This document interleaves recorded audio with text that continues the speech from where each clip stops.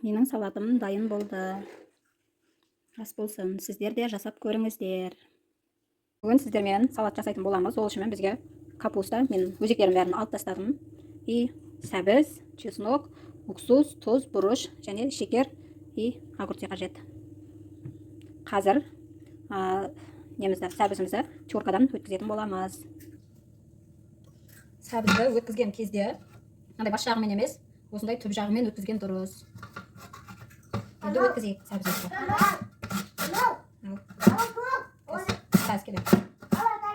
Қазір келеді. Қолдарыңызды байлаңыздар. Осындай ұзын дәу болып шығады.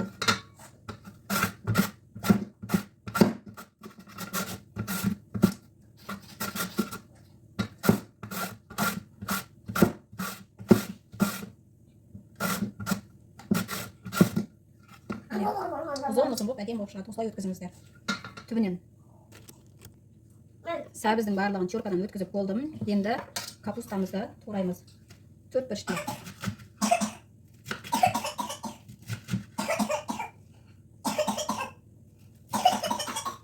Майдалап 4 бүрішілеп турап шығамыз.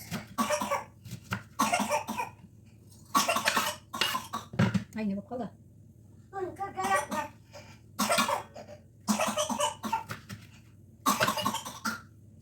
Барлығын осылай 4 бүрішті етіп турап шығамыз. Сәбіздің үстіне сала бересіздер. Капустаның барлығын осылай турап алдық. Енді огурцымызды тураймыз. Ортасынан бөлеміз.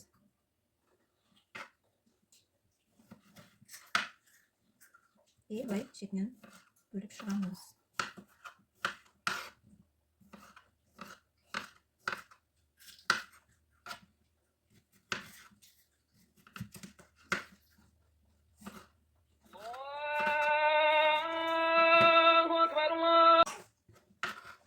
Осылайынан турап шығамыз.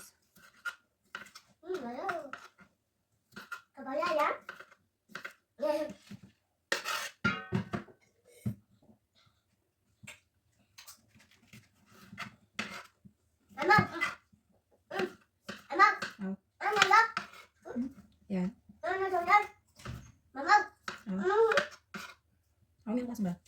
Қарның тойды ма? Намаз оқимыз ба?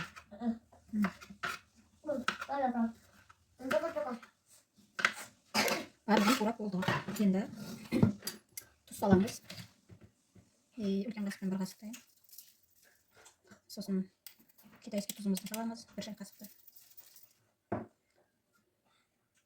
Енді жақсылап араластырамыз.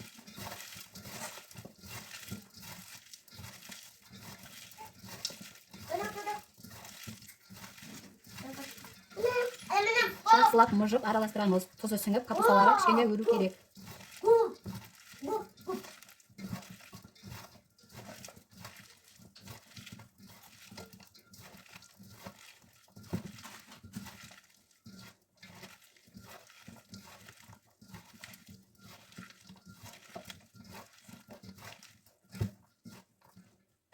Енді жарты сағатқа қойып қоямыз. Кішкене тұзы сіңу керек.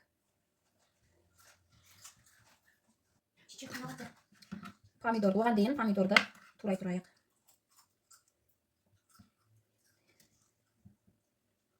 Помидорды 4-ке бөлеміз. Былай и былай.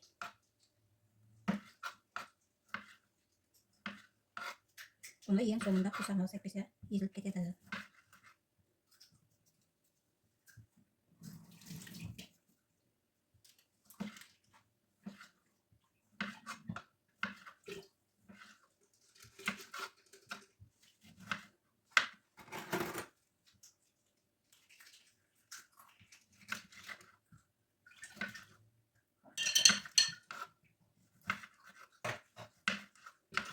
Үлкендеу помидор болса, 3-ке бөліп шығыңыздар. Солай.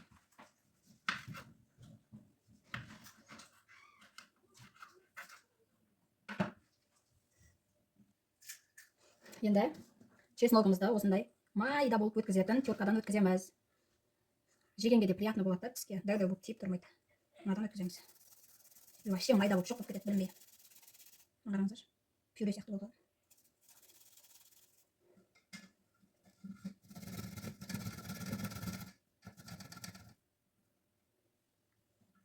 Екі тісшесі жетеді.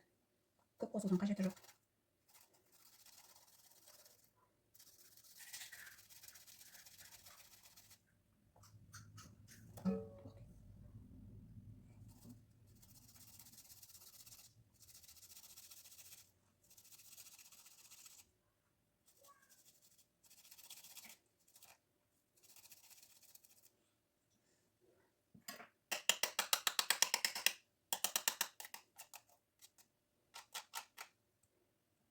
Енді помидорымызды қосамыз.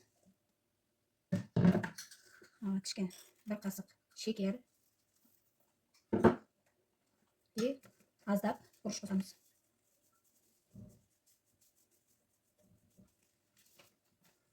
Енді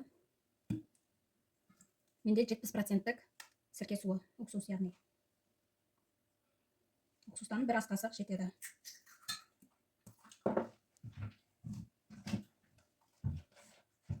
Енді ең соңында сұйық май құямыз. Мен осылай мөлтек тоқашқа құйып алғанмын. Бір қасық, екі қасық, үш қасық қостым. Енді осыны жақсылап араластырамыз.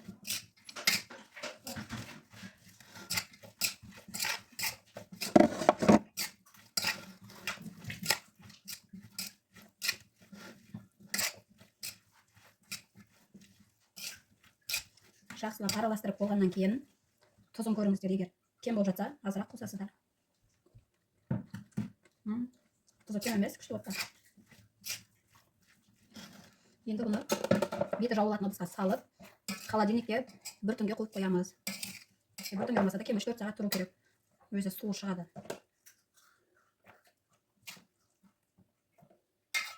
Салатымызды ыдысқа салып қойдым. Негізі бұның ішіне көк пияз бен укропты араластырып қосып жіберсеңіздер, вообще күшті болады.